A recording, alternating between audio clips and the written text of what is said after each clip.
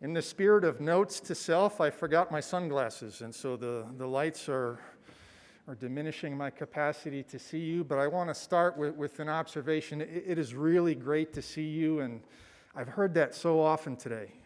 We've not had opportunities to interact like this for far too long. I was reminded by a number of folks that when we first started this, our inaugural event a couple of years ago, the proverbial plug was pulled just a couple of days later, and we've been obliged, like so many other people have had to do, to adapt. And so last spring we did this enthusiastically in a different format, and I can tell you that we are delighted to be back together and have an opportunity to interact in a much more natural way, the community that we know and love. And so it's been great fun to see all of you today. If you were at the poster session this morning, there was tremendous energy in there. It was just a lot of fun to listen, to walk around the room. I had an opportunity to judge a number of posters. The breadth of scholarship in the many disciplines across the college continues to be really impressive, and I enjoyed those conversations. For Rebecca, you energize us. Your talk and your Q&A was fantastic. We're delighted to have you here, and as a longtime friend of Barry's, I find myself repeating an observation I made before. Any friend of Barry's is a friend of ours, and so we're really glad that you're able to spend some time with us, and we hope you enjoy the Lightning Talks. Those of you that are veterans for this know the drill. We have invited one faculty member from each of the 8 units in the college. We're delighted to say that for the last 2 years, we've been able to add to that new members of our Dean's Fellowship cohort. So 2 of our Dean's Fellows were able to share with us last spring. 2 will do so again this year. Our speakers have been given their marching orders, right? And so when we say lightning talks, we do mean lightning talks. These will be 6 minutes. We have Big Ben sitting right down here in front of us, a digital version of Big Ben that sort of has a timer on it. And I'm going to position myself during the Q&A where we can pay attention to that 2-minute phase of this as well. And so I just want to encourage you now to begin to think about taking advantage of interacting during that Q&A period. Barry's going to have a floating microphone, and Barry and I were both talking. We don't know how they get those microphones to float, but somehow they do. But anyway, he's going to help it float sort of around the room in some ways. And then Tiffany Weir is going to help me out as well, so Tiffany's right back here. So in the spirit of the Lightning Talks, let's not be hesitant about lightning questions as well. And I just want to seed a couple of ideas if you're struggling. Obviously, again, I think every speaker is going to inspire you with some very obvious questions. One natural follow-on, of course, is what's on the horizon for you and your team? What's coming up next? What are some of the big problems you might be interested in tackling? If you're really struggling for questions and you want to demonstrate your philosophical acumen, you might try trotting out an oldie but a goodie. If a tree falls in the woods and there's no one there to hear it, does it make any noise, right? So that's always a good question to ask. That's a joke, by the way, so I'll be here all week, okay? So, right? As usual, they go over like a lead balloon, but we do have it on tape, and so you can go back and listen to it and laugh next time if you're interested in doing so. In the spirit of that enthusiastic embrace for my stand-up comedy routine, I'm now going to transition into introducing our first speaker. And so a friend and colleague, Dr. Mehmet Özbek from the Department of Construction Management, is going to lead us off. Mehmet, would you come join me, please?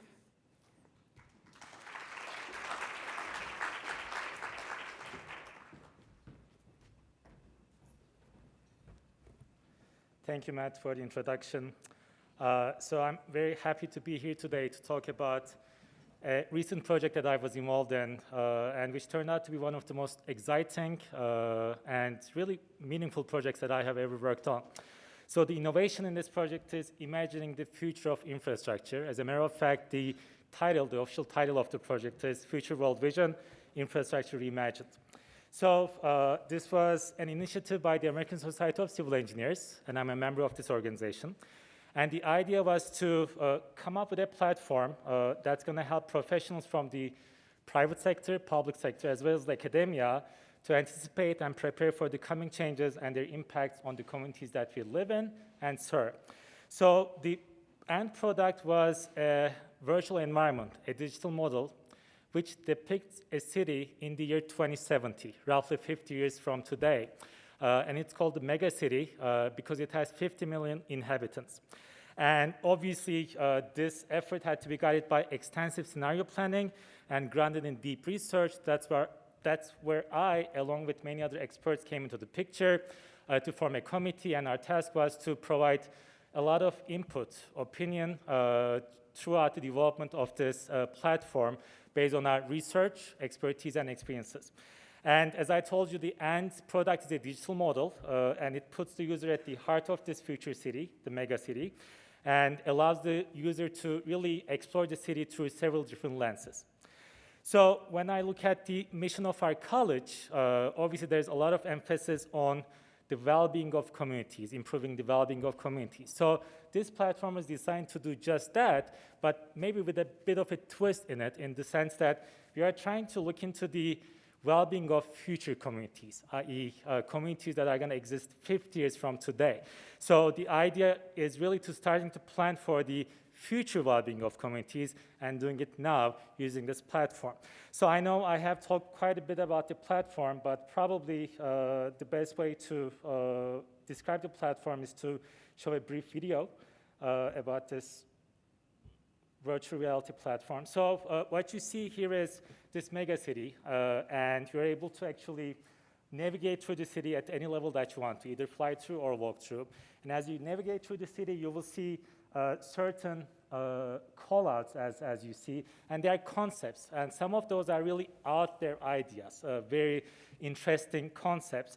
And if you're interested to learn more about those concepts, you're able to click on that and get more information about that. So when you click on any one of those ideas, that's going to take you to this screen where you'll be able to see a brief description of the idea. But then, right 2 tabs to the right, you will see a research tab, which talks about the research that informed the development of that idea or the concept. But perhaps most importantly, you'll see a discussion tab in the middle. That's the whole intention of this platform, to actually invite people, and anybody can do that, to log in and provide their input on these ideas as to whether they think they're feasible, whether they make any sense, or what needs to be done now to be able to achieve that idea 50 years from today, or whether we are missing any big discussions or concepts as we came up with those ideas, and so on and so forth. So again, you see further navigation through the city. And one other thing that I want to highlight is really these ideas, these concepts are generated in a very multidisciplinary way. So many of these ideas relate to a lot of different domains. And for the purpose of today, I did go through these callouts, and there are more than 300 callouts in the city. And I did find ideas related to occupational therapy, School of Social Work, education, I would say definitely health and exercise science, even merchandising. So which then brings me to my last slide on the impact. The whole notion of this project is to really generate some interdisciplinary conversations for us to be able to start thinking about the future so that we can start creating that. And again, I can see a lot of value in the platform where people with different backgrounds, not just from this college, but really from any domain, can log in, provide their input, and have some discussions. And this is one of the very first cities that American Society of Civil Engineers have started to create. The other cities are rural city, floating city, based on the notion that with the sea levels rising, at some point we may need to live on the ocean, hopefully as opposed to in the ocean, right? Frozen city and off-planet city, and these are going to be developed as well in the future. And you also see some of the ideas that are informing the development of these cities, starting some innovative ideas, some disruptors, but also a lot of informed speculation, just because we are trying to look 50 years into the future. So I hope I was able to get you a little bit interested in the platform. And the good news for us is, as of last week, Tuesday, 2/22/22, at 2:22 p.m. Eastern Time, this was released for public use. And if you're interested, you can actually download this platform and start playing with it. But more importantly, I hope you can actually provide your thoughts and opinions and ideas on some of those callouts that might be relevant to you, so that we can start this interdisciplinary discussion going to be able to create great future for our communities. Thank you. With 2 seconds to spare, I should say. Any questions?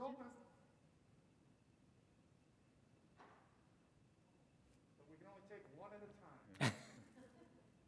All right, I'll jump in.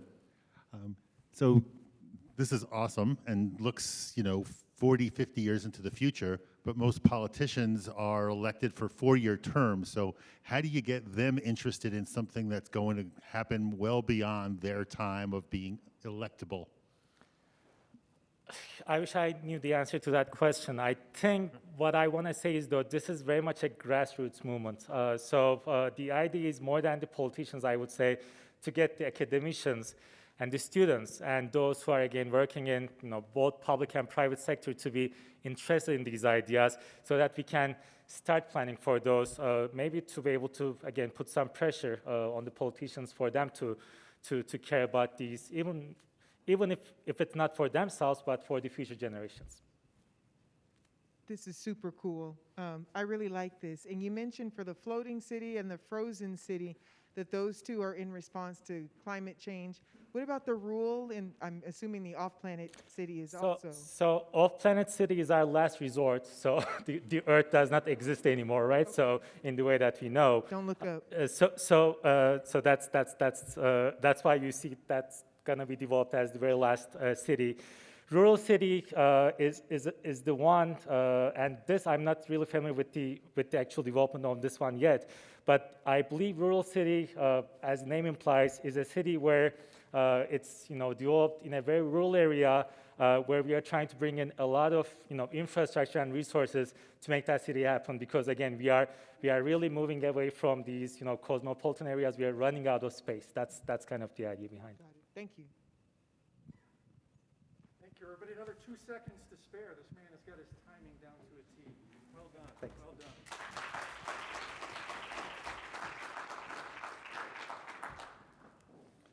Thank you, Mehmet. I'd now like to invite up another friend and colleague from the Department of Design and Merchandising, Dr. Vivian Lee. Aha!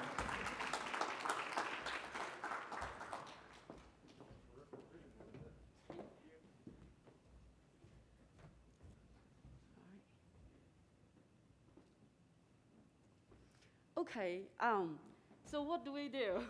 My name is Vivian Lee. I'm an associate professor in design merchandising.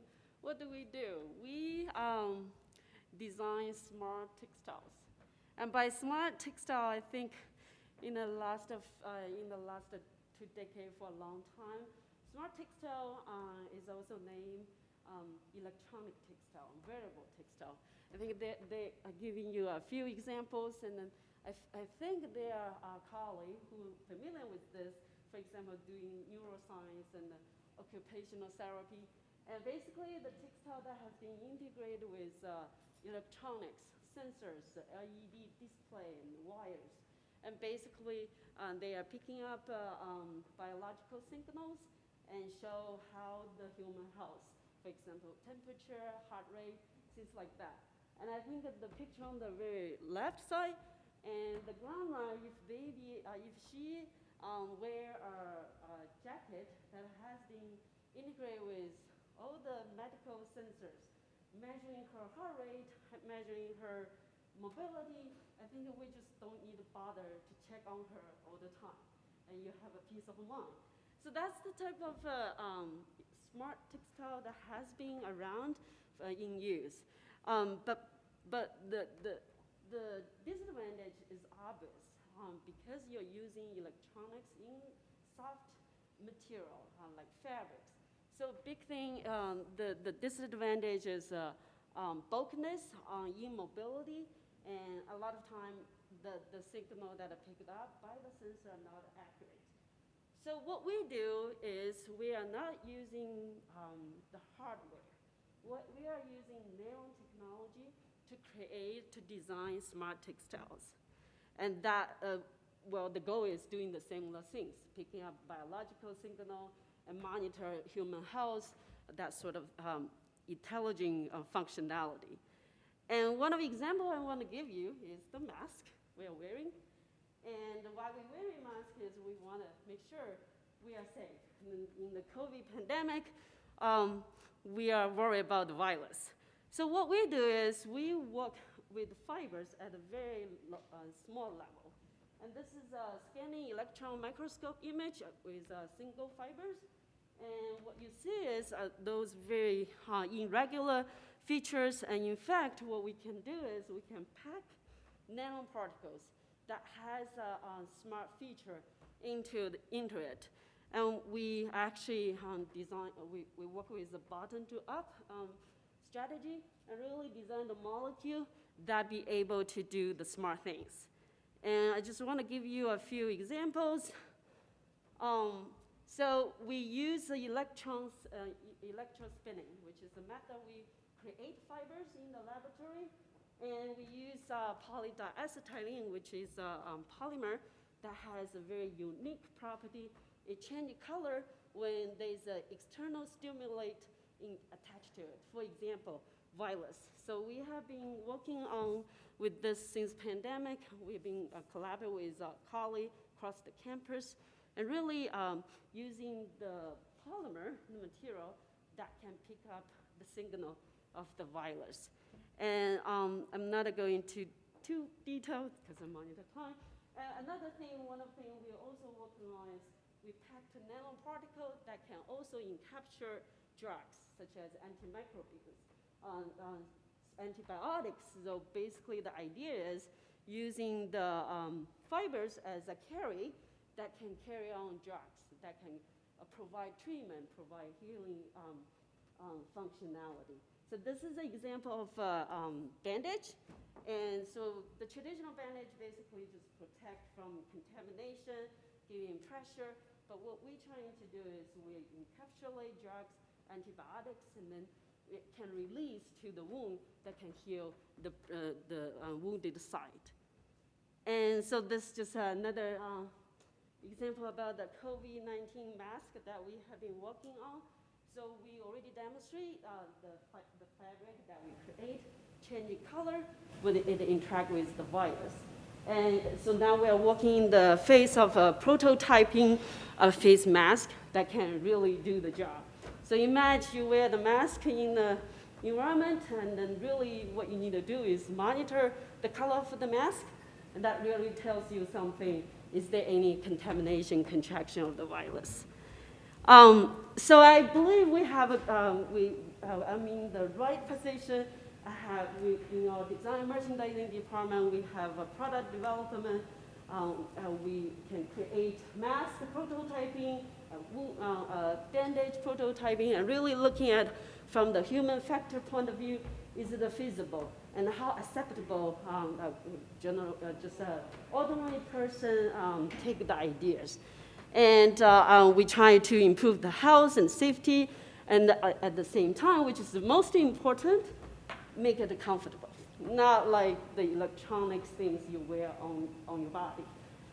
So that's the thing. We try to create smart textile so that can provide you to make a smart decision and to have a smart life. I think the impact is also as pretty broad, not only in the health and the hygiene industry, like the mask and the wipes that you can wipe on the surface, as well as the food safety. So I think at the beginning of the pandemic, we all worry about when we pick up the grocery from the store, is it contaminated? So I think the type of thing we can integrate on the grocery store, things like that. And also in the military defense application, like imagine the soldier, they wear the smart textile, smart uniform that can really pick up bio threat and any things like that. So that's it. Any questions?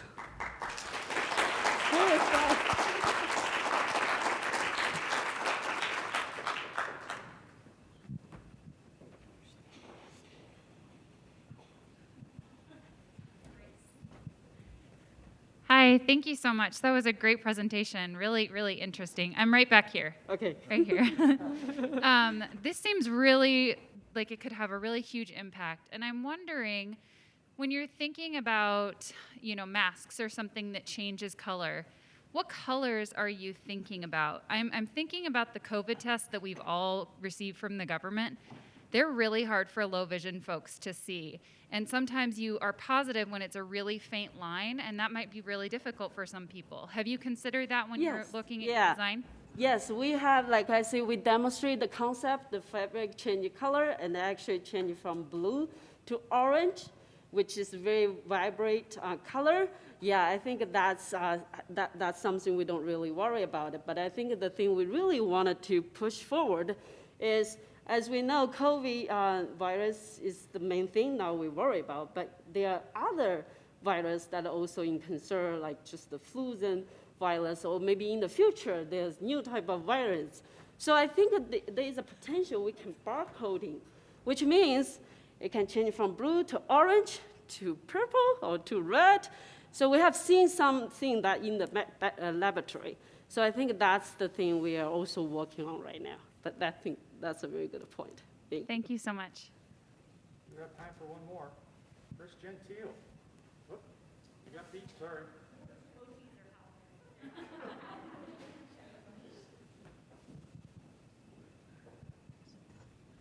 Hi, great presentation. I have a question about the Band-Aids you mentioned. Yes. So how, if you have something that's actually delivering a substance, how do you regulate That's very how good much point. substance? Yes, so I think a drug release nanoparticle, nanomaterial is not new.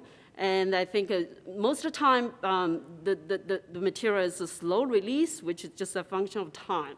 It's just kind of just slowly, over weeks, over months, it just goes down to the skin if it's topical.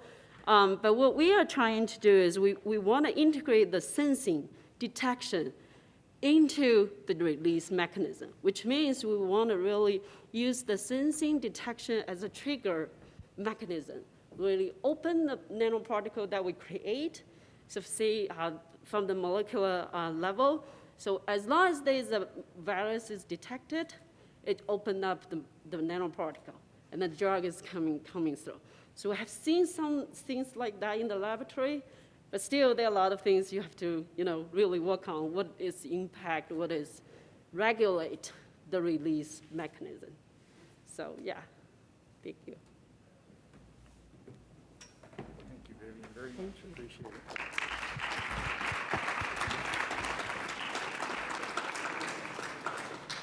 Thank you, everyone. I'm reminded by our friends who are helping us out with audio and visual. We are recording these for posterity, and they've already assured me that they'll edit out all of my silly jokes, but the rest of it we're going to keep for the future. And so it's important that there's sort of a cone here in which the audio works well. And so I just want to remind our upcoming speakers that we do need to have you stay within striking distance of the microphone, please. And so with that in mind, I again get to invite another friend and colleague up, Dr. Sarah Johnson from Food Science and Human Nutrition.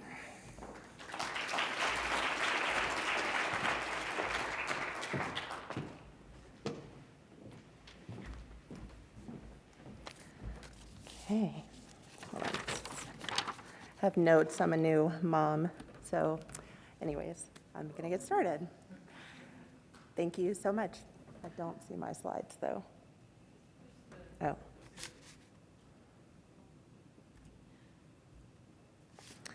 All right. So in the Functional Foods and Human Health Laboratory, we integrate multiple disciplines in a highly collaborative approach to investigate the impact of foods and nutrition on improving human health and reducing chronic disease risk with aging, with a central focus on the role of functional foods in reducing cardiovascular disease risk with aging in humans.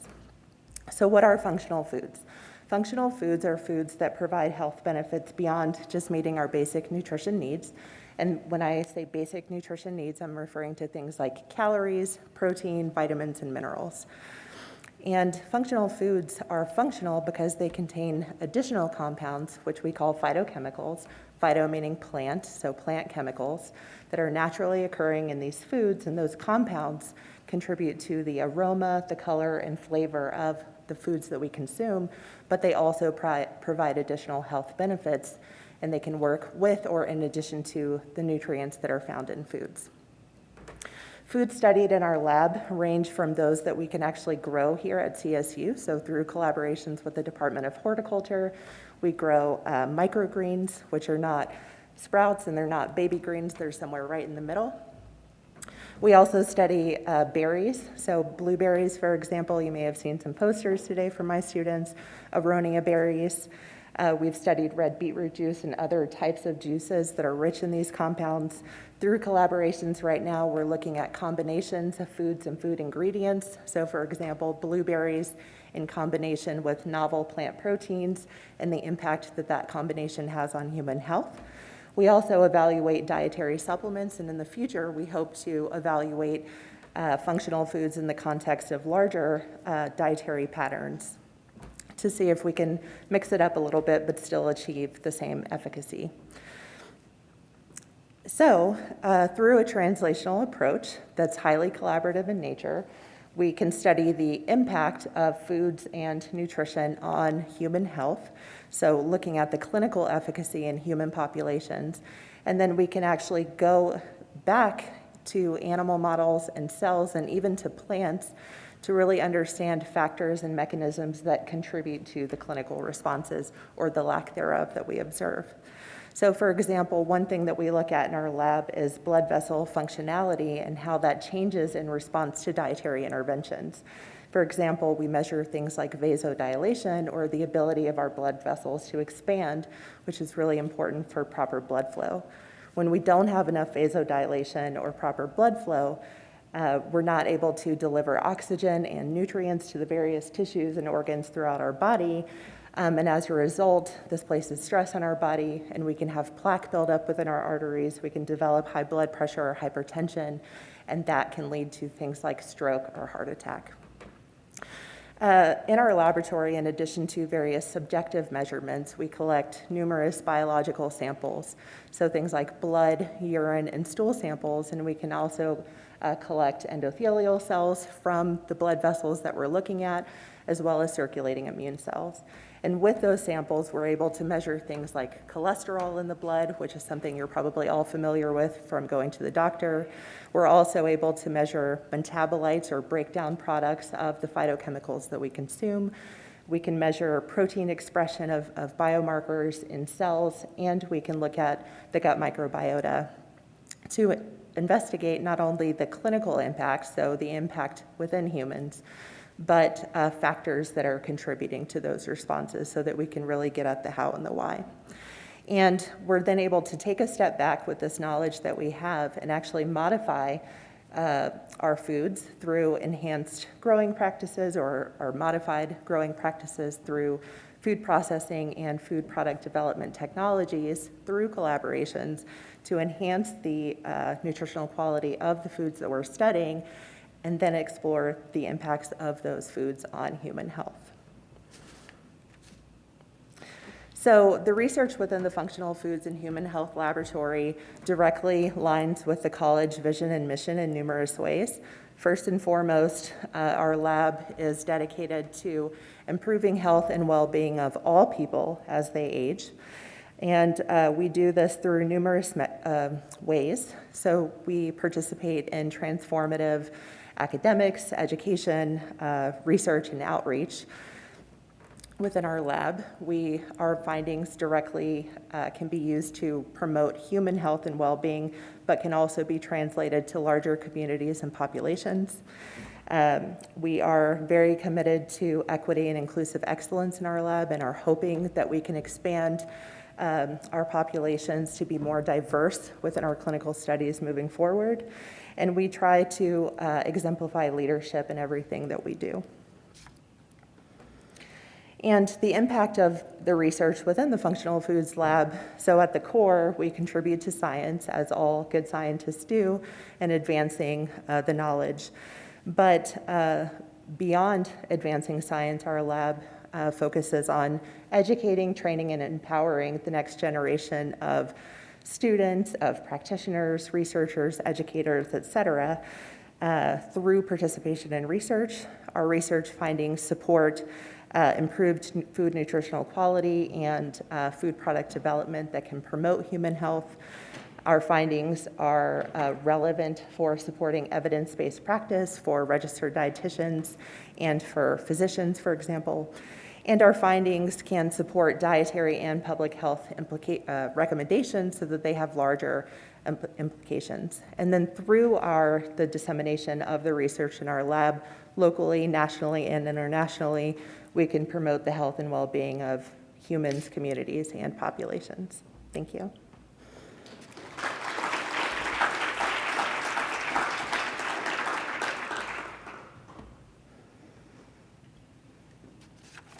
Two microphones available for your use.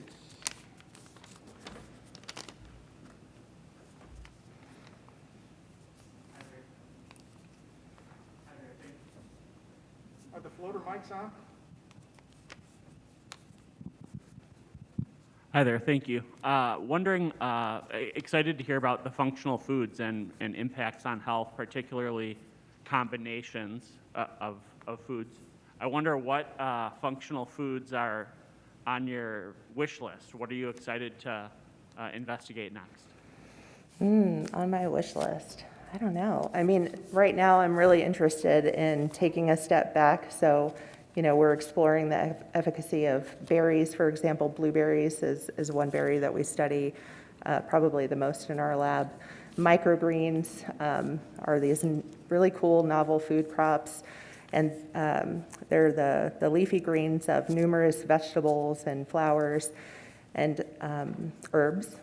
And there's a lot of potential with those. And so particularly with the microgreens work, I think I'm interested in taking a step back, seeing, okay, now we have some preliminary information about the potential health impacts. What can we do through growing practices, as I mentioned, to actually enhance the nutritional quality of those foods and improve or increase the potential impact on human health? So I'm not sure that I'm necessarily wanting to move into different foods at this point, but rather modify the foods that we already work with. Blueberries, for example, that we study, it's equivalent to a cup a day. What can we do to reduce that to like half a cup or something like that, or a fourth of a cup? Or could we combine various functional foods within a dietary pattern to exert the same effects without consuming so much of one specific food?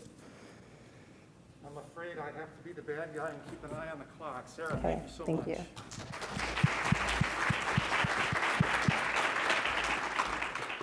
Well, I next get to look to my home department, Health and Exercise Science, and I can invite Brett Fling to come join us. Dr. Fling.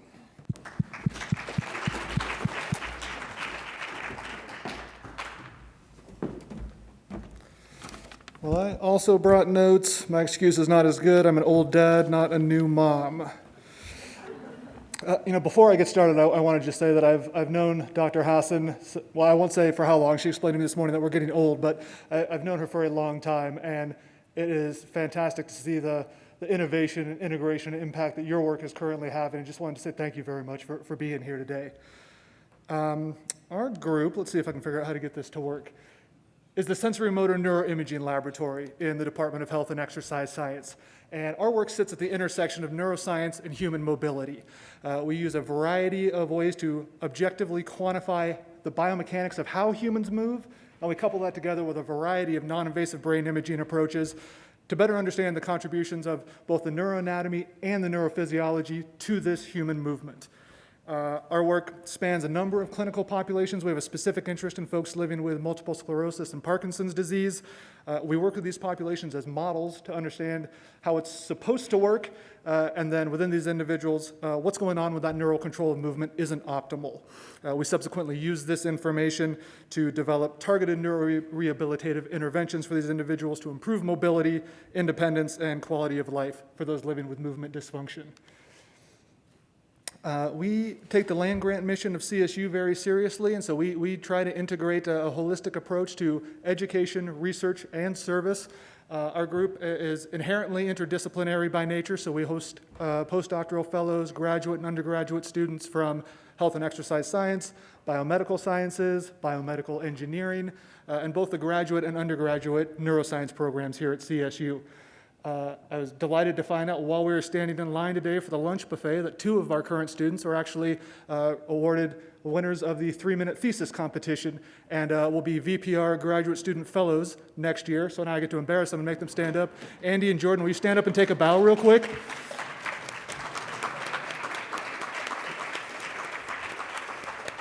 My favorite part of my job is embarrassing students.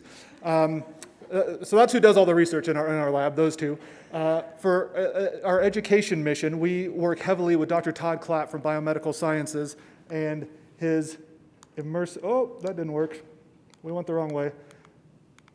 We'll get back there, don't worry. And his immersive virtual reality neuroanatomy teaching lab. If you haven't had a chance to experience this, I strongly encourage you to go check it out. It is mind-blowing. We use this for education purposes for undergraduate, graduate, and medical students here at CSU. In addition, we use this for patient-centered education. So individuals with movement dysfunction, neural injury, or neural disease can bring in their own CT scans, PET scans, MRI scans, and we can actually go inside their body and show them exactly where the impairments may lie from a neuroanatomic or physiologic perspective. It is one of the coolest things that I've been around. For our service mission, we work heavily with the National Multiple Sclerosis Society for community outreach, scientific dissemination, and fundraising. Since joining CSU in 2016, our group has raised just shy of $100,000 for the National MS Society through events like our very own CSU Homecoming Race, Walk MS, Bike MS, Hike MS, and of course, the outrageous MS Muckfest up here in the corner. If you can see through all the mud, that's Dr. Barry Braun leading our team up there in the corner as well.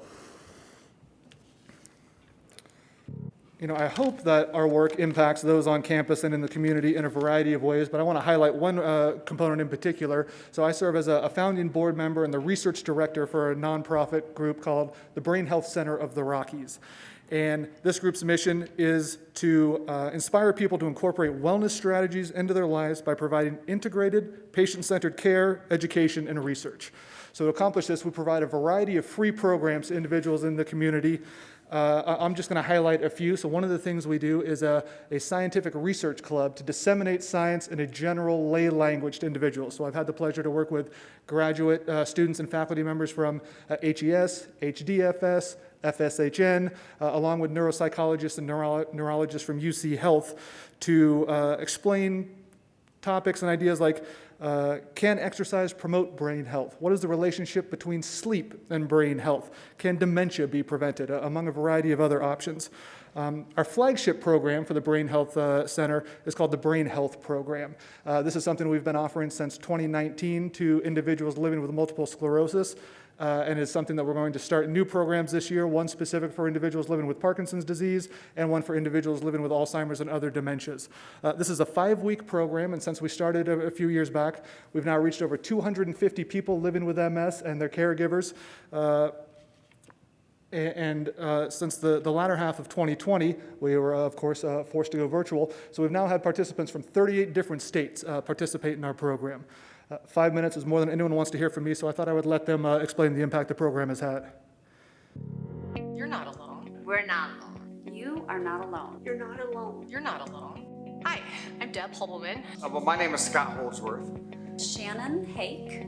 Jonah Patton. I'm Dee Sullivan, and this is my service dog. His name is Boxy. Hello, my name is Todd Anderson, and I was first diagnosed with multiple sclerosis February 28, 2007. And it wasn't until 1997 that I was diagnosed with MS. I was first diagnosed in December of 2019. I loved being a participant in the Brain Health program. Brain Health program was awesome. It inspired me and motivated me to try different things. This program was very helpful. After being diagnosed for such a long time, I thought I was pretty up to date on things. Nope, I was not. Every day he presented something different for us to learn. The main thing I learned was people tend to focus on the 10% of the things they lost they can't do anymore, but the main thing is remembering the 90% of the things you still do have and focus on that. I absolutely would recommend the Brain Health program to other patients. The future belongs to us. The future belongs to us. The future belongs to us. That's it, thank you.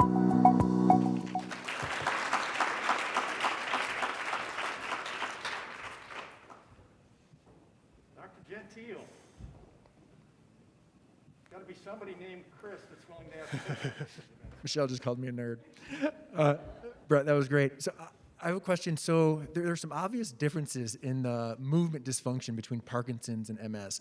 So is it your belief that despite those differences, they share underlying mechanisms and possible treatments? No, it's a great question. Not particularly, right? But I think the approaches that we use allow us to ask slightly different questions, but still get at the same thing. So all of these different neuroimaging approaches and techniques that we use, along with the biomechanical ways we assess their movement, let us ask whatever question is specific to that disease population. So all of the work that we do, we apply it specifically to individuals with MS or Parkinson's disease, but we could easily tweak the analysis or the approach we're doing to look at incomplete spinal cord injury, sports-related concussion and traumatic brain injury, any of those components to really try and drive population-specific and really even individual-specific interventions, because even in a group of folks with MS, it's not the same across the board, and in a group of Parkinson's disease, it's not the same either.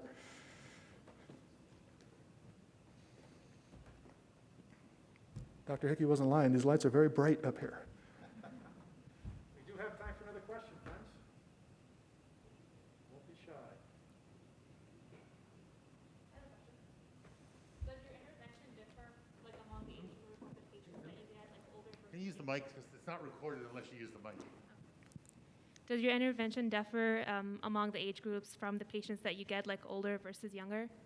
Yeah, so it's a good question. It depends on the population we're looking at. So for example, an individual with MS, you're typically diagnosed when you're in your 30s, versus individuals with Parkinson's disease, you're not typically diagnosed until you're within your 60s. So that group of folks with Parkinson's disease tends to be a much more homogeneous group in terms of an intervention approach.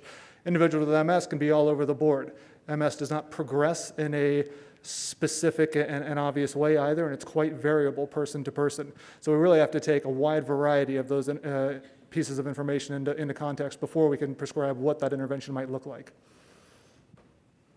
And friends, the clock watcher unfortunately must step in again. Brett, thank you so much.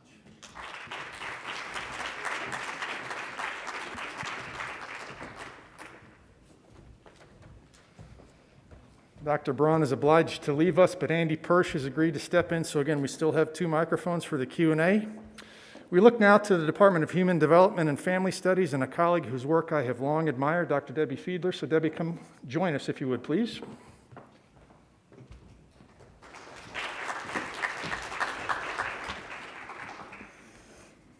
Thanks for the opportunity to speak with you today about supporting children with intellectual disability and their families. According to the American Academy of Pediatrics, between 2 and 3% of all children living in the United States have some form of intellectual disability. That means that they face day-to-day challenges with information processing and activities of daily living, and they'll likely be in need of various types of supports from their loved ones and from their communities throughout their lifetime. Now, some families come to learn that their child has an intellectual disability gradually throughout the course of early development as their child has difficulty meeting and reaching various developmental milestones. But other families have a different experience. Other families receive the news that their newborns or their young infants have a genetic condition that's associated with intellectual disability. So I want to ask you to take a moment and think about the experience of a family who's just received this type of news. What supports might they seek out? What information might they find useful in the early days, weeks, and months of parenting a young infant with a diagnosis? And what kinds of resources could we offer to a family to help them provide their young infant with a strong early developmental foundation? Well, these are the questions that we aim to address in the Developmental Disabilities Research Lab here at CSU, where we study early development in children with neurogenetic conditions that are associated with intellectual disability. And in particular, over the last 10 years or so, much of our research has focused on early development in children with Down syndrome. Now, when we started out our program of research here at CSU approximately 20 years ago, much of the research in our area had one thing in common, and that is that much of the research included participants who were older children, adolescents, and young adults. And as a result, we knew very little about how early development was setting the stage for some of the later, more pronounced outcomes that we aimed to address in the school and intervention settings. So our team set out to innovate in this area and ask a series of questions about whether or not we could characterize early emerging patterns of relative strength and challenge in very young children during the infant and toddler years when they're diagnosed with a neurogenetic condition. whether or not we could also find early pivotal skills that seem to facilitate the acquisition of early developmental skills and meeting of various developmental milestones. And we also asked whether or not we could identify specific factors that place some young children at risk for even more pronounced levels of developmental delay, or perhaps place them at risk for co-occurring conditions like autism spectrum disorder. And so we've been writing and researching about these topics for several decades now here at CSU. And just in the last few years, I'm going to share with you some of our very most recent findings, where we've characterized the critical role of early active exploratory behavior for the acquisition of early cognitive and communication skills in infants with Down syndrome. And we've described the important sensory and motor foundations that are predictive of the acquisition of the precursors for executive function in the form of early planning in infants with Down syndrome. We've also showed that there's a longitudinal connection between early self-regulation in the form of regulatory function in infants with Down syndrome that predicts the acquisition of social communication skills during toddlerhood.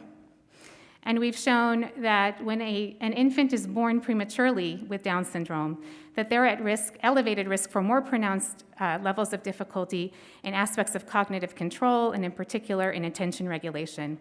And perhaps most importantly, we've also shown that we can provide families with early enrichment activities that they can implement in their homes on a day-to-day basis that will facilitate the acquisition of key pivotal skills like early reaching behavior. So when we characterize the emergence of areas of relative strength and challenge in specific neurogenetic conditions during the first few years of life, and when we identify early pivotal skills like active exploratory behavior that serve to facilitate early cognitive skills and early developmental skills, what we're doing is we're helping those families and their interventionists during the earliest days, weeks, and months of their parenting experience have a bit of a blueprint or a roadmap of how to plan early intervention and where it might be most beneficial to provide early enrichments. And when we identify early risk factors like premature birth that place infants at risk for even more pronounced levels of developmental delay, what we're doing is we're helping families who've received a diagnosis, who have co-occurring biomedical vulnerability, when their child might be in need of even more intensive early enrichment and early intervention. The work that we do in the Developmental Disabilities Research Lab is aligned with the mission of the College of Health and Human Sciences, and our contribution to that mission is the promotion of well-being for people with intellectual disability and their families throughout the lifespan. Thank you.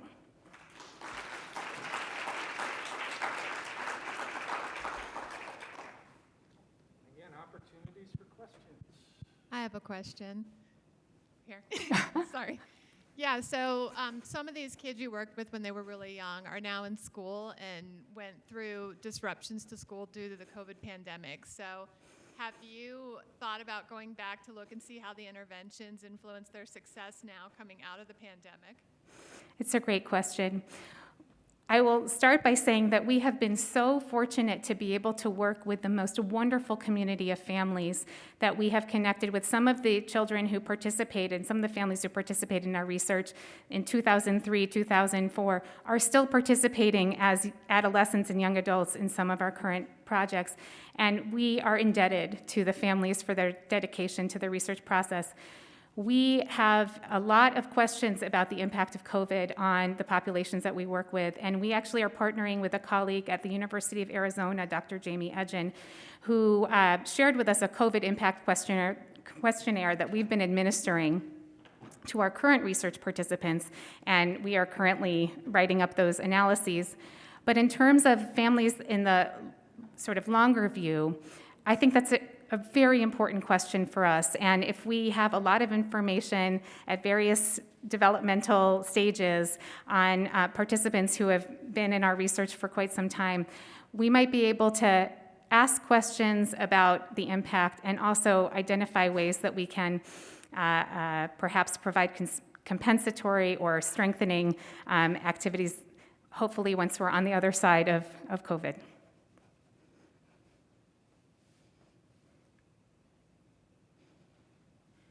Additional questions? We have time for one more, friends.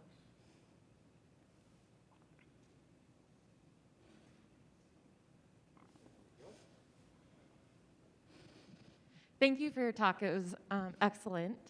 This is not my area of research, but it seems as if your research and your team members have found ways to facilitate reaching those developmental milestones. What are your plans for dissemination of those to the broader community? That's a great question and very timely.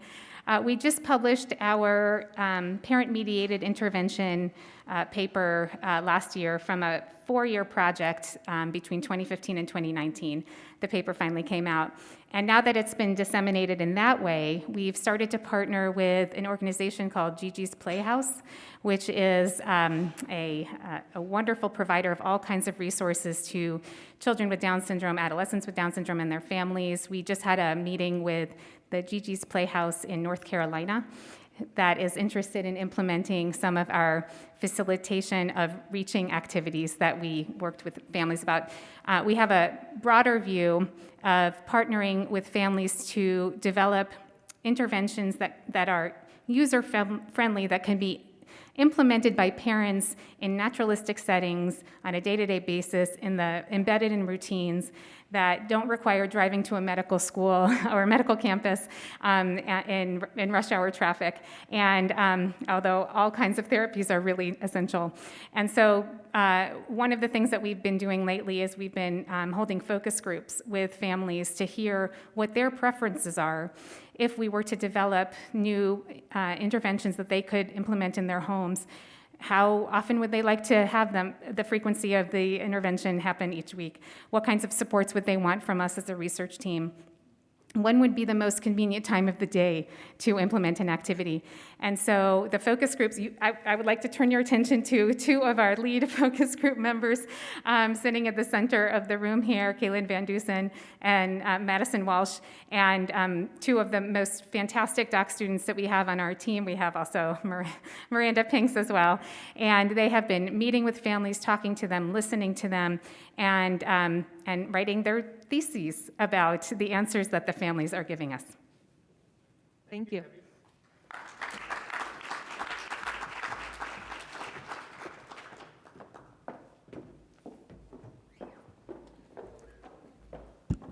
Even if I didn't have my script, I might be able to guess. We look now to our friends from occupational therapy, and I invite Dr. James Graham to come join us.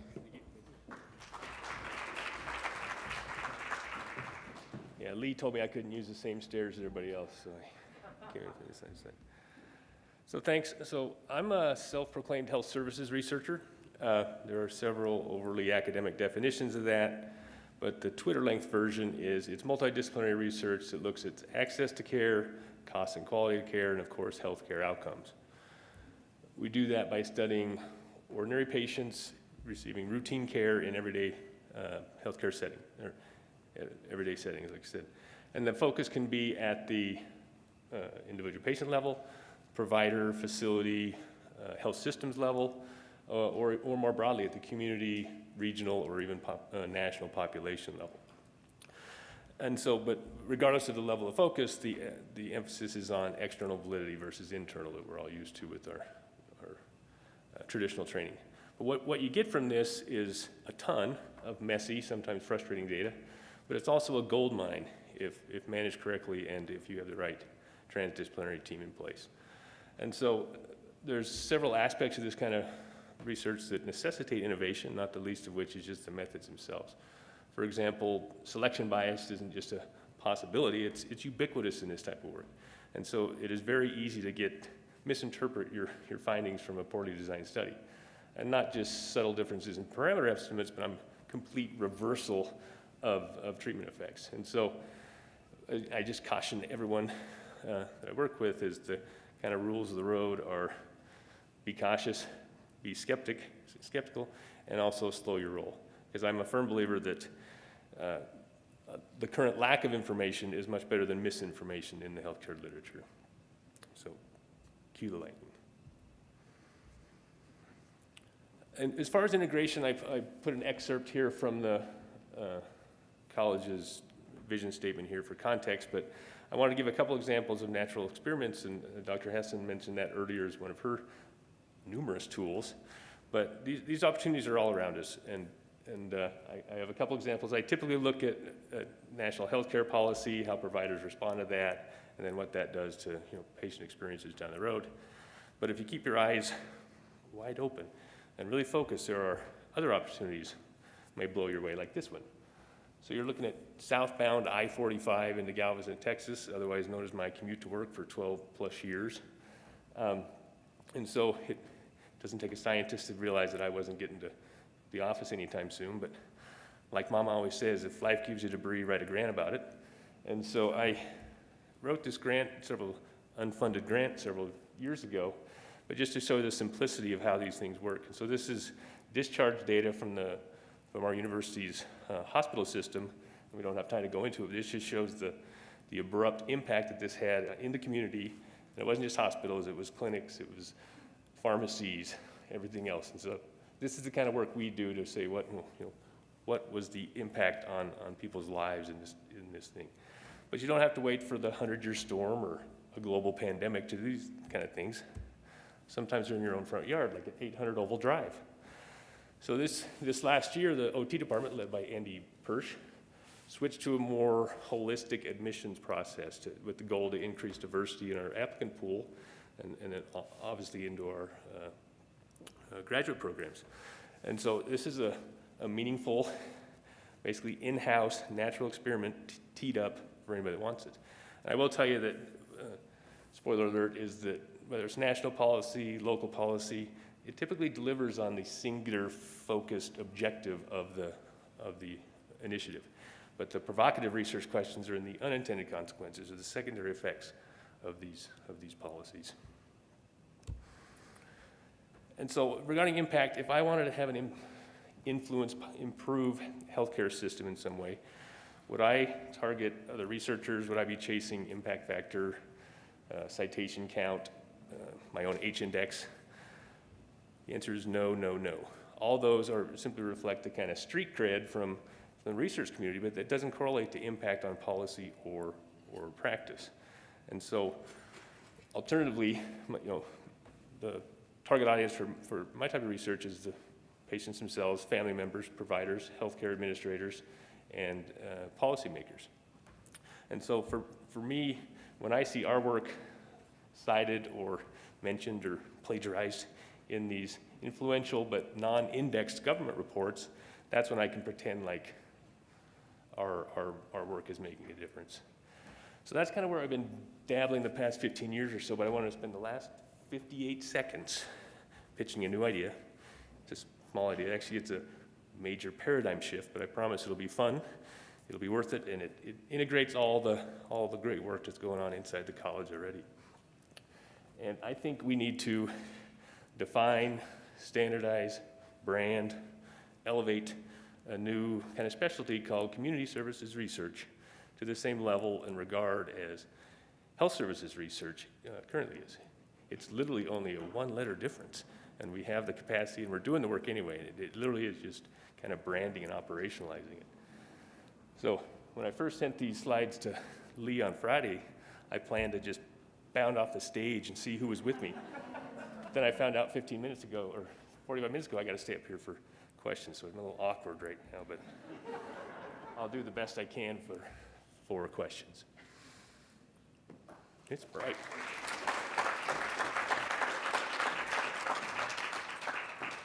If you'd like the ground, we can chase you around. Yeah, exactly. Who's with me? Nothing? Don't be hasty. Questions, friends? Yeah, at the risk of being awkward, I'll put that back up there again. So. Jessica, it's a rough crowd, but they're yours. Any shot? You never know. Last chance, friends. Oh, thank you, Dr. Hassan. You got a comrade. You got a comrade. Yeah, so that was really intrigued by, again, the natural experiment and seeing that. How does the government officials, legislators that you work with, how responsive are they to natural experiments? I know funders are sometimes quirky about it, but when you want to tap into those type of, this is what's going on in our community, do you get a positive response from the community to study that? Not so much back. I mean, you get the FEMA kind of, natural disasters, and with COVID, clearly there was a lot of money that came to CSU for COVID. But no, I think it's more reactionary than trying to be, you know, call me next time there's a disaster kind of thing. And so I think it's always delayed, but I just think by being ready and knowing that, again, we need to get our publications and stuff like that, but you know, preliminary findings need to go to the state capitol, need to go to the Beltway. They don't need to go to the, you know, health affairs. Right. And so I think it's just where you target, and it's like Andy always says, it's not an or, it's an and. And so you're not doing, oh, let's not publish this, let's go, you know, march on Washington. But I think it's a combination of the two, because I don't have it up there anymore. But those government reports are what drive policy, which in turn drives funding and drives health and everything else. And they're not reading the literature. They have staff members who, I mean, they read the literature, but it's not like we do. They really need conversations, and how is it impacting people? You know, the story that tugs at the heartstrings is more effective for them than it is what was your p-value? Right. But Thank you. Thanks. Can I leave now? Can I leave now?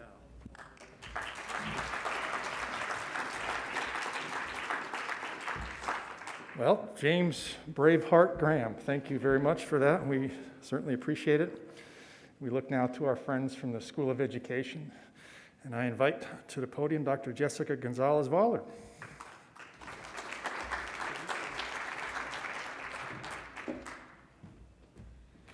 Now that you're all warmed up from the last presentation. Good afternoon, everyone. I am an associate professor in the Counseling and Career Development program in the School of Education, and part of my research is really with all of the different hats that we wear as counselor educators, along with my colleagues in the counseling program. So most of us are licensed professional counselors actually providing interventions within the clinical mental health setting. Also, we have a school counseling track and a career specialization. So we are in the career centers in many areas of the community. So part of this work is my passion of really providing culturally responsive treatment in all areas in the classroom, and also with the counseling interventions that we provide. In general, my research addresses two gaps in the research. One of them is looking at what exactly in the counseling process is working from the client's perspective and the counselor's perspective. You would think that we ask clients how they think the counseling process is going, but there's actually a lack of asking them how they think the process is going, and do they feel comfortable talking to their counselor about their varying identities and their culture, and how that influences the counseling process.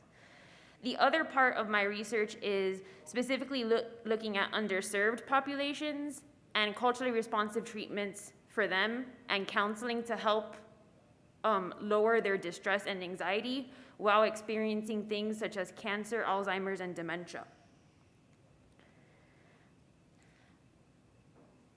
Part of the research is really highlighting the mission of the University of Diversity, Equity, and Inclusion under two umbrellas of really taking into account the client's worldview. So part of my research looks at client's perspective of multicultural competence. So do they feel comfortable talking to their counselor about their identities? And also is what we're teaching in the classroom. We're trying to teach our counselors in training to have these conversations with their clients, but is it transcending to the client? Does the client actually feel comfortable talking to their counselor? Do they think they have the skills and knowledge to help them in their process in exploring their identities? So we're asking the clients how they think their counselor's skills are developing. And my other part is looking at underserved populations, specifically Latinas with breast cancer and their caregivers. Latinas with breast cancer have a very high prevalence of depression and anxiety compared to majority populations. They also have a very high mortality rate, and often have people within their family or friends helping them throughout that process. And their families are also influenced by the whole experience that they have of this new diagnosis. So the diagnosis really influences the entire family as a whole. So looking at interventions that can help, that are culturally responsive, because there's a lot of cookie cutter interventions out there, like let's say cognitive behavioral therapy is one that some of you might be familiar with, but take into account this culture's values, such as their spirituality, their collectivistic ideals. So next steps in my research are looking at doing a focus group with Latinas with breast cancer survivors from a pilot study that we did post-COVID, and looking at what are their new presenting needs from them and their caregivers, of how we can form a counseling intervention to help decrease their stress and anxiety.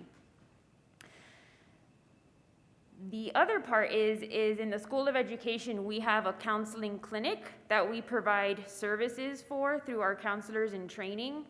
So what we've been doing is collecting research there and in other college counseling settings, looking at the client's perspective on how they think the counseling process is going, how they feel about the therapeutic relationship, and also, do they feel comfortable talking to their counselors about their various identities?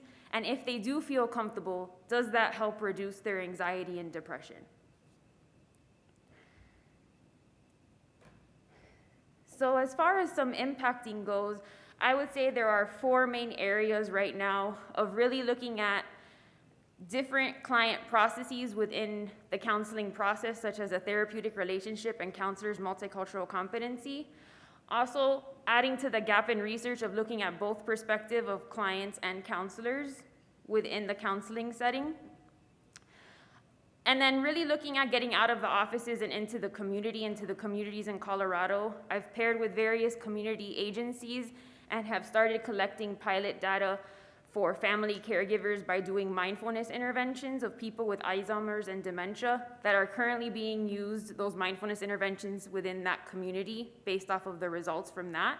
So that was a brief mindfulness intervention that showed that just 4 weeks of mindfulness intervention helped reduce family caregivers' stress. And the 4th one is just bringing together interdisciplinary care teams. So working with the Colorado School of Public Health and the CU Cancer Center, and also UC Health. So really integrating doctors, counselors, and nurses all into one umbrella for a holistic care view. Yeah, that's it.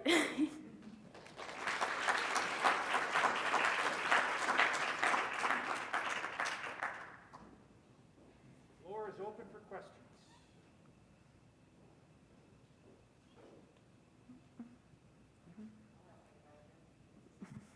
Am I on? Great. I'm also going to help hand out the microphone too for a second as well. Does part of the problem lie in that minoritized populations don't generally use counseling? And how do you get over that hump? Yeah. So one of the main things is also representation. So I can speak specifically to Latinx students. There are many areas within Colorado that don't even have Spanish-speaking counselors. So going into the actual classrooms, I've gone to do presentations with Latina breast cancer survivors, also Latinx college students, and saying we offer services, we can even speak in Spanish. So I think that's the first one of getting quote unquote over it, is really showing that they can relate to the person, and even counselors that speak that person's language.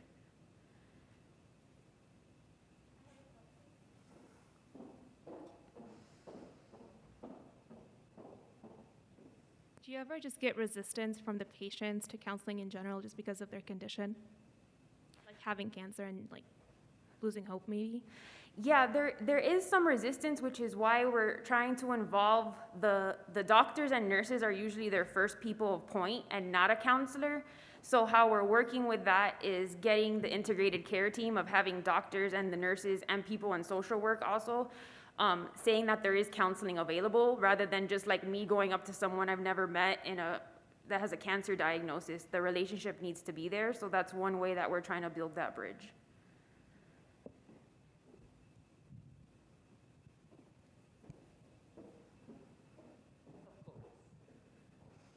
I was struck by, you had 2 sentences back to back, if I heard you correctly. You said that Latinas with breast cancer had a higher rate of depression, and then the next sentence you said that they typically had strong family support. I would have guessed the strong family support would have had a moderating effect on the depression. Is that not the case? I mean, is there any thought as to why they have higher rates of depression? So part of it is that they have a later stage of diagnosis than compared to other populations. So they've been dealing with these chronic illnesses and the fatigue that the cancer is causing, and they're not diagnosed till later on. So these symptoms of depression are also related to their physical component.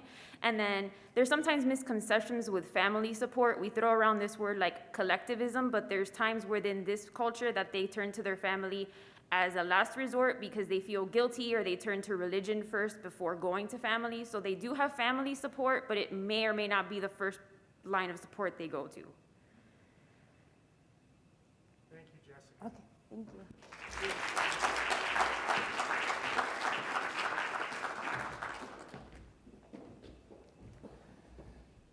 Turn now to our friends in the School of Social Work and Dr. Jen Kern Mcculloch. Please come join us. Thank you.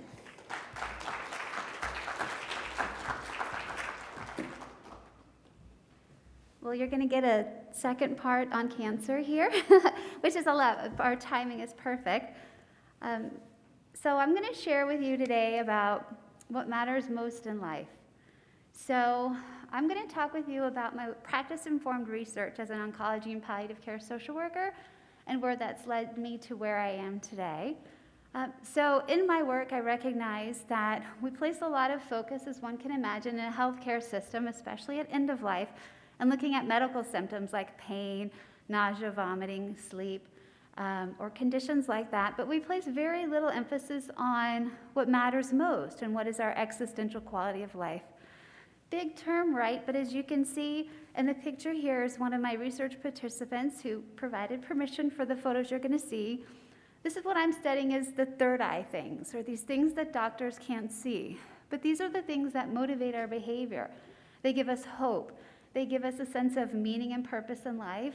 They give us joy amidst a sense of trauma, whether it be physical, social, or spiritual trauma, and how we can find the sense to keep motivated and to come to treatment in a body that is possibly really not much, body's not, I should say, existing much more. And we also want to know what helps us feel connected to the world. I think Dr. Gonzalez-Voller spoke very well to the sense of depression and a sense of isolation and how we cope, and cancer is very much that. It's a disease that causes us to reach out to people that understand, but most people do not understand. So my first part of this research, I developed a theory using grounded theory on contingent hope theory with young adults with advanced cancer, so 18 to 39-year-olds. And these folks, it's pretty rare. Only 9% of cancers happen in this population, so it's a very isolating illness to go through. So I wanted to find out how they maintain hope, and really how do they define hope.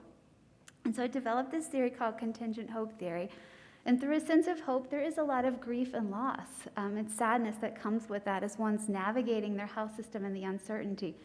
So it's a sense of feeling broken, both physically, and one should be able physically to walk and to carry their own weight at this age, but also a sense of socially and emotionally broken.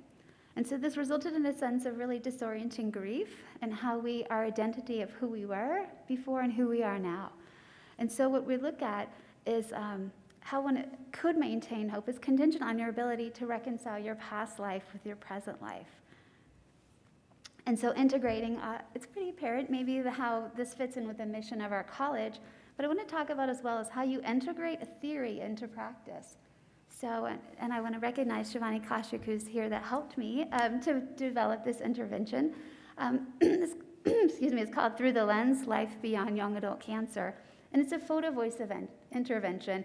Thinking from my study, a lot of these young adults felt isolated, so how can I reach them? What will speak to them? As we know, Facebook, Instagram, it's a caption to a short picture. So before, in my prescient self, before the pandemic, I'm gonna create a Zoom-based intervention. Little did we know where we would end up. But I looked at pre and post measures, looking at anxiety, depression, a sense of purpose in this meaning-centered psychotherapy, and also did exit interviews. And you can see from the picture here, this was pretty deep work that the young adults were willing to go with me. This picture is a young adult female who, from the age of 4, has had a life-limiting condition, 2 cancers, a transplant. So lived through significant survivor guilt. And she said, I'm the last woman standing. I'm aware of the ghosts that walk with me, and I'm aware of the darkness I try to carry on my back. Through this group, we were able to see a significant increase in a sense of meaning and a purpose to their life. Also saw a little less crying, which is always a good thing.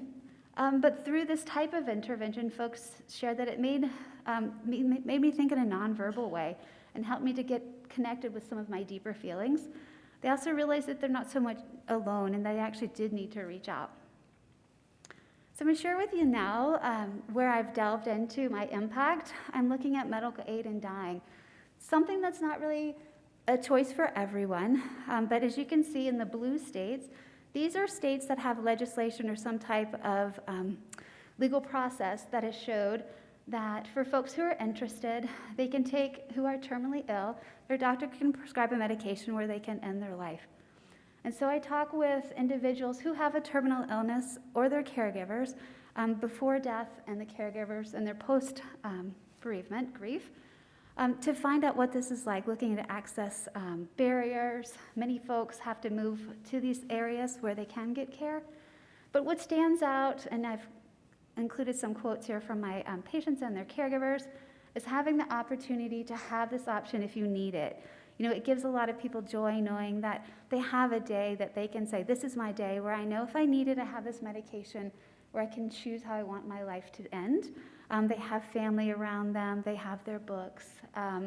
Also, for caregivers, you can imagine this is a lot of mixed feelings. It's also a lot of disenfranchised grief, but there's a lot of stigma involved, so they can't tell everyone what they're going through. But I had someone describe this as a daughter of a physician that was a big advocate that died using medical aid. So it's one of the most beautiful and gut-wrenching processes I've ever been through. So my impact, we had a post on that was in the national press. Can't remember the exact name, but it reached 160 different locations yesterday and a million reads. I'm like, is that possible? So we reached 1 million people yesterday about the work that we're doing. So we hope to get the word out and let them know we're taking narratives about what it's like. So thank you.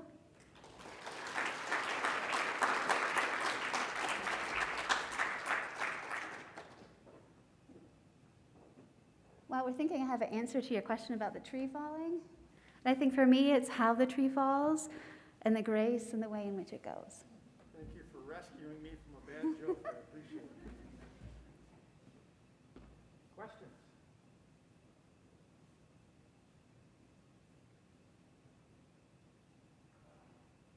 Don't be shy.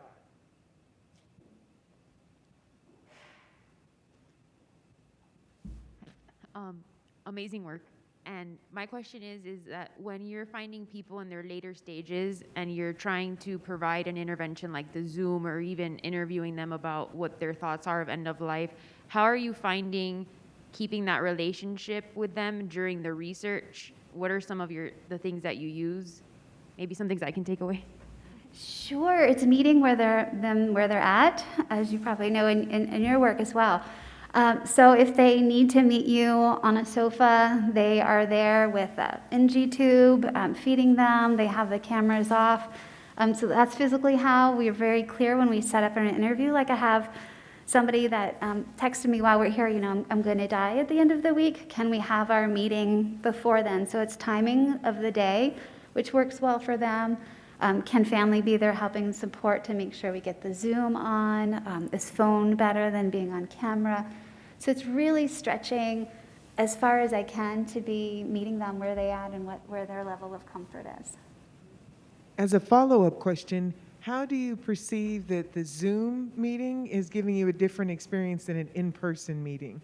I know that those of us teaching online, like it's a different experience online, and sometimes people are more vulnerable and open depending on what you're discussing, and then other times in person is better. So how do you think the format is impacting your findings?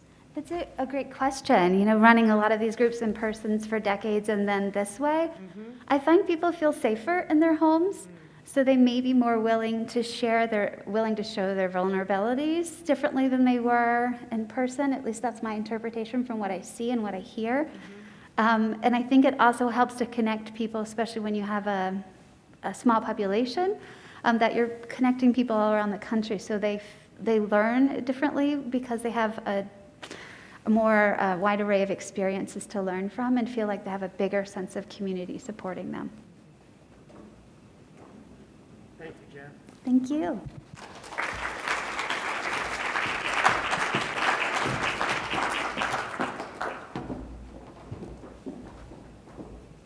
So we have now heard from scholars in each of the 8 units in the college, and I think we've gotten a taste of the breadth and depth of the scholarly activity that happens in all 8 units every day.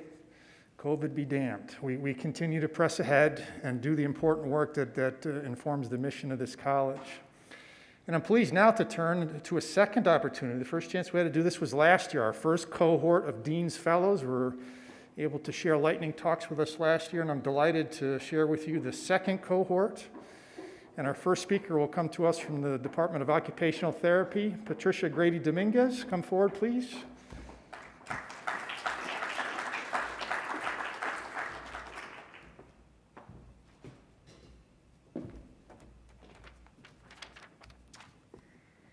Okay, thank you very much for the introduction. I'm really excited for the opportunity to speak with all of you guys about my Dean's Fellowship project today. So,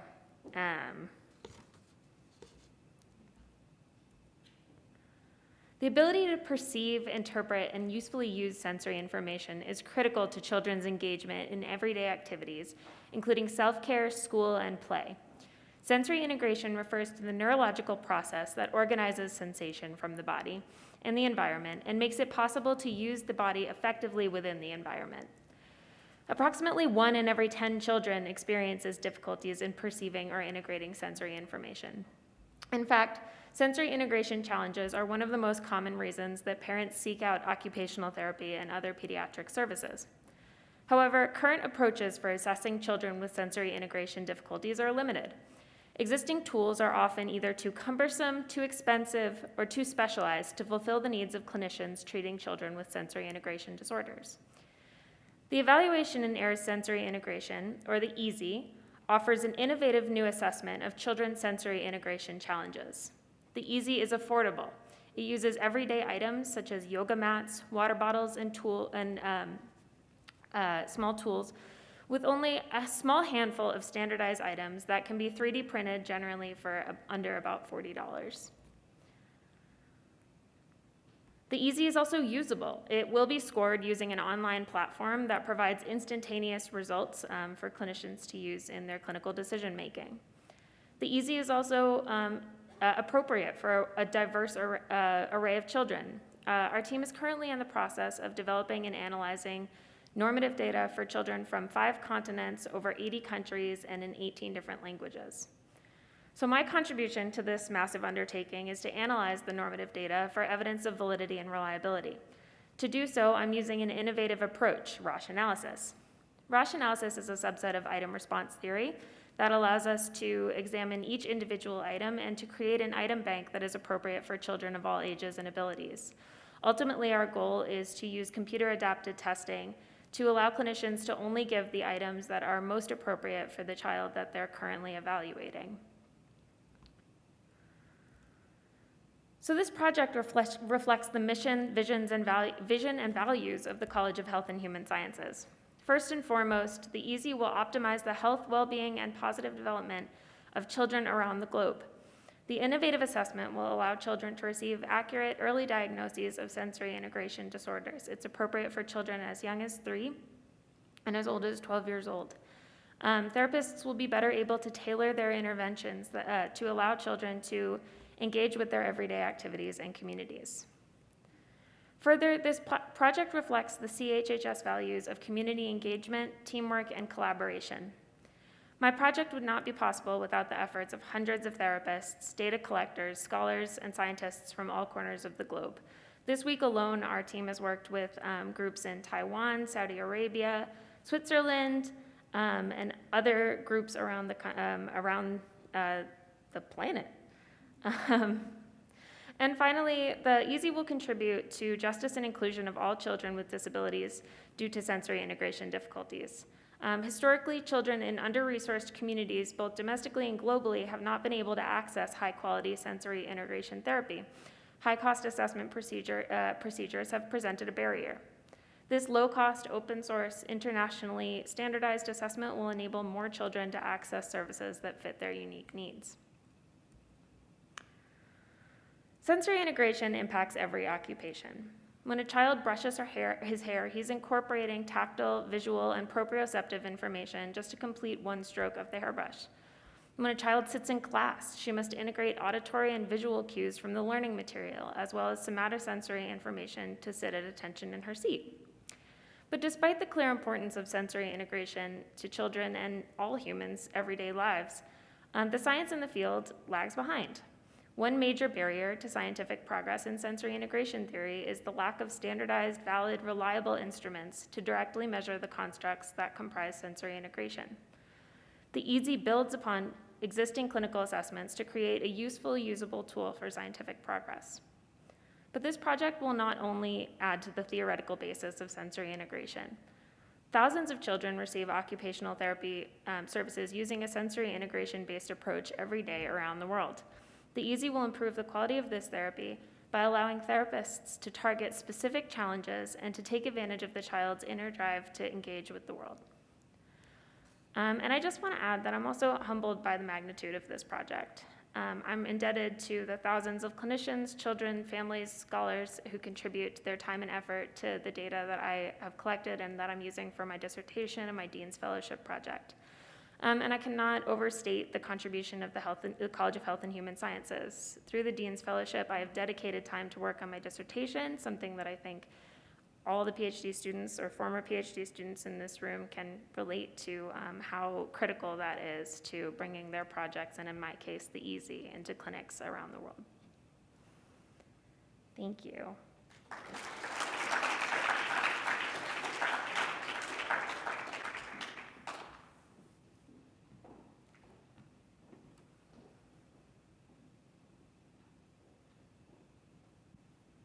I think this tool is so cool, especially that it's open source.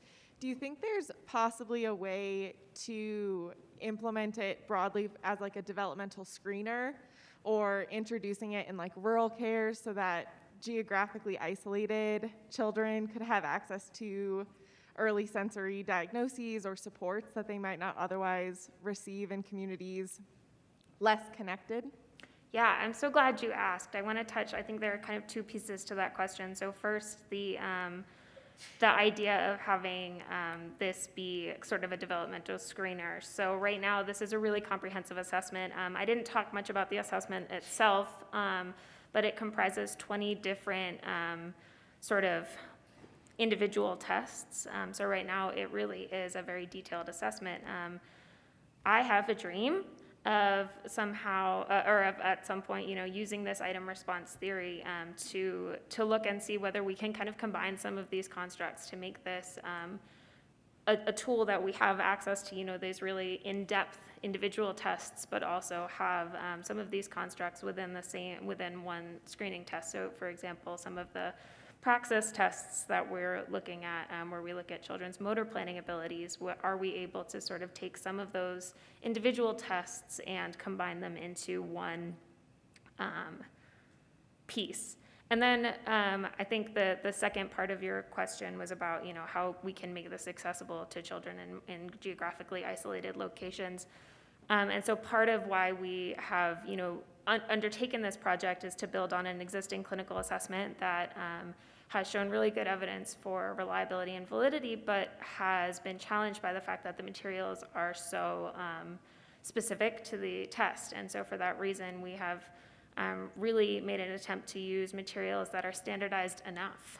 So we're able to use things like yoga mats that can be pretty consistent from one clinic to another without requiring these really specialized materials, and that's just one way that we've been able to access more populations and more groups of people with this just in a practical sense.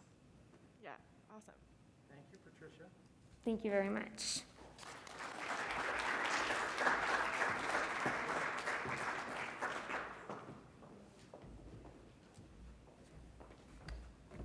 Our next member of this year's Dean's Fellow cohort, Susan Mingles, also a doctoral student from the Department of Occupational Therapy, so way to go, OT. Come on down.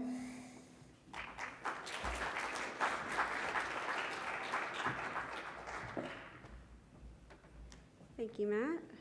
Yeah, I'm Susan Mingles, PhD candidate in the Occupation and Rehabilitation Science program. I'm also a music therapist.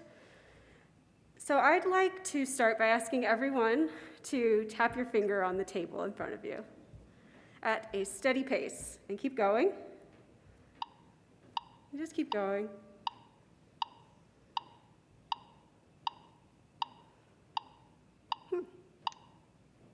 So you may have found that once I started playing the metronome, you naturally wanted to tap your finger along to the beat. This is called rhythmic entrainment. It's a process in which motor patterns automatically synchronize with an auditory rhythmic cue. You've likely experienced this when you're tapping your toes or you're bobbing your head along to music. And in fact, even passively listening to rhythms activates motor regions of the brain. In music therapy, rhythmic entrainment is used as a clinical tool to improve motor skills such as gait. I'm going to play the metronome again, but this time wait to start tapping until I say begin. Begin.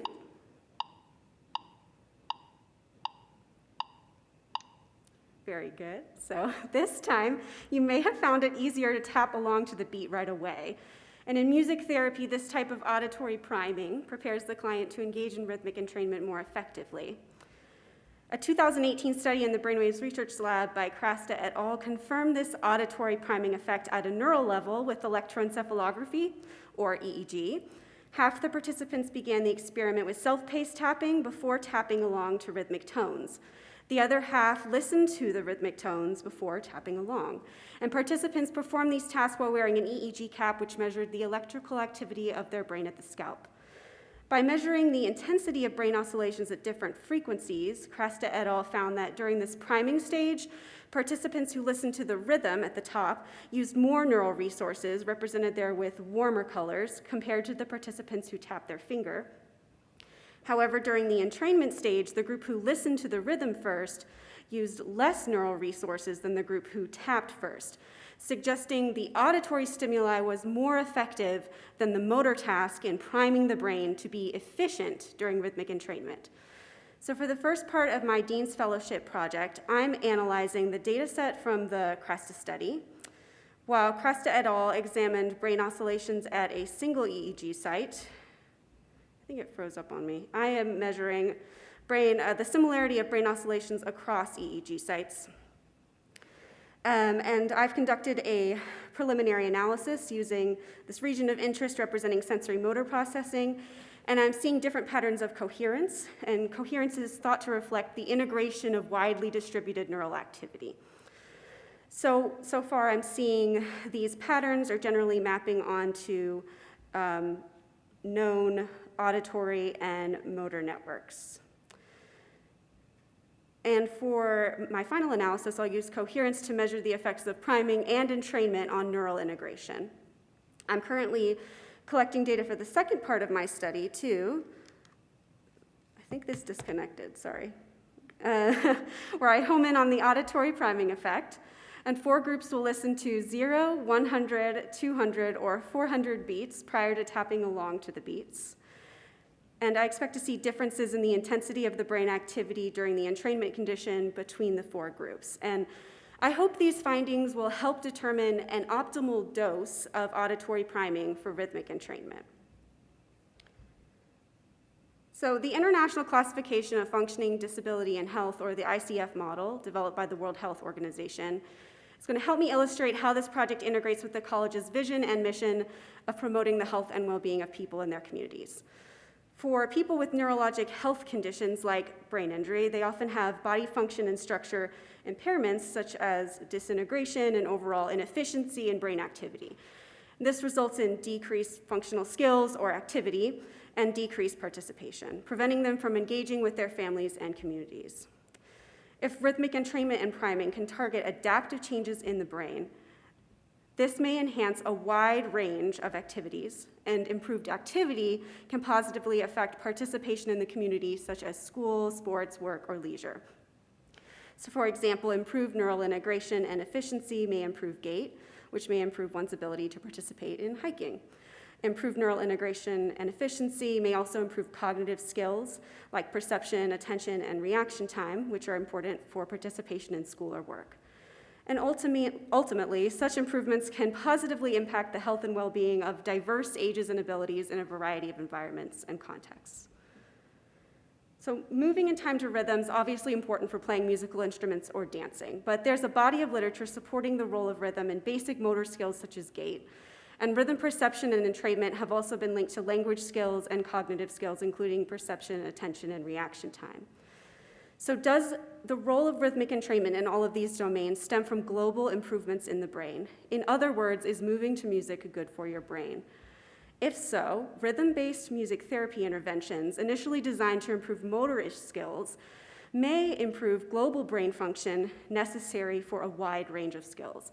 And studying the short-term neural mechanisms of rhythmic entrainment and auditory priming in healthy individuals is the necessary first step toward ultimately impacting music therapy interventions, which are aimed at promoting long-term improvements in brain and behavior function for clinical populations. Thank you.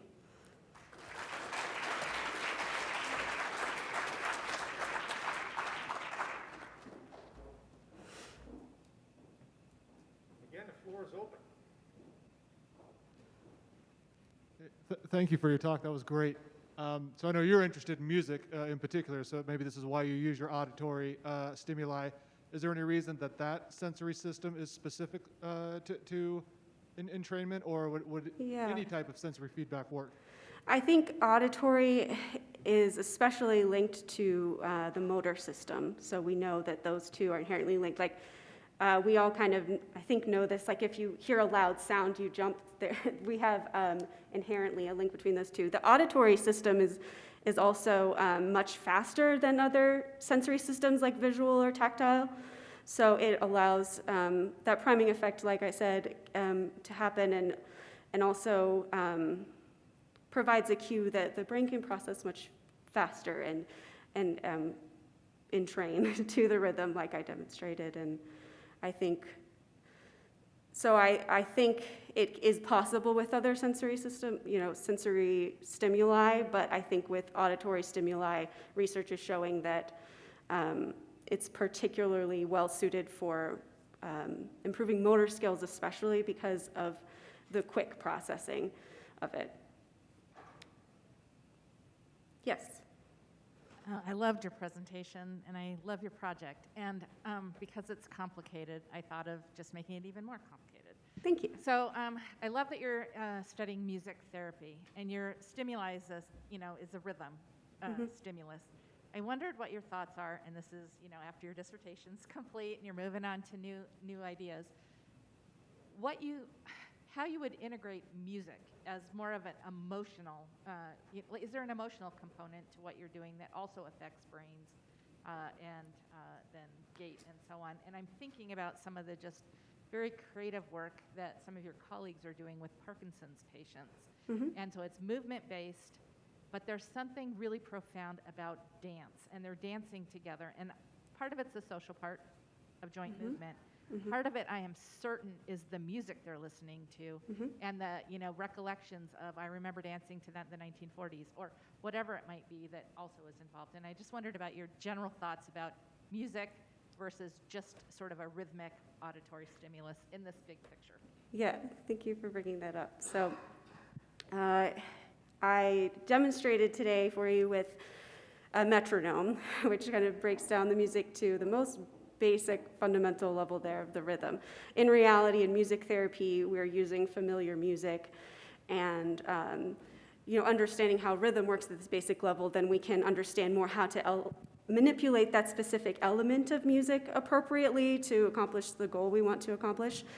But I think it's very complex, and all of those factors play in. So you mentioned the emotional element of things, so the music therapist is considering how that will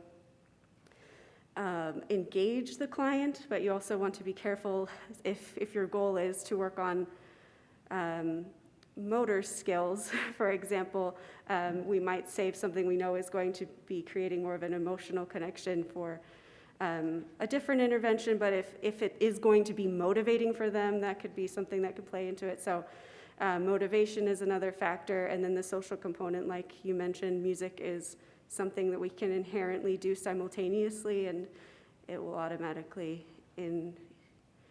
engage that social component and improve social interaction and things too. So all of that comes into play, and in music therapy, you're considering all of these things at the same time. I hope that somewhat answered your question and touched on that. Yeah. It is hard because we can break music down into these components and consider how each of them might affect things, but you also have to understand that when it's put into the context of different activities or interventions, that that's also going to affect those things and change the response. Mm-hmm. Yeah. Susan, thank you so much. Thank you.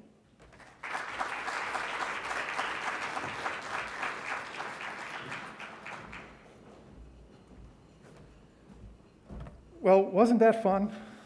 What? I mean, my gosh. You know, days like today remind us again, give us opportunities, number one, to connect again in ways we've missed. I think many of us have been longing for this, but it also animates this impressive vision, the breadth of the scholarly activity in this college.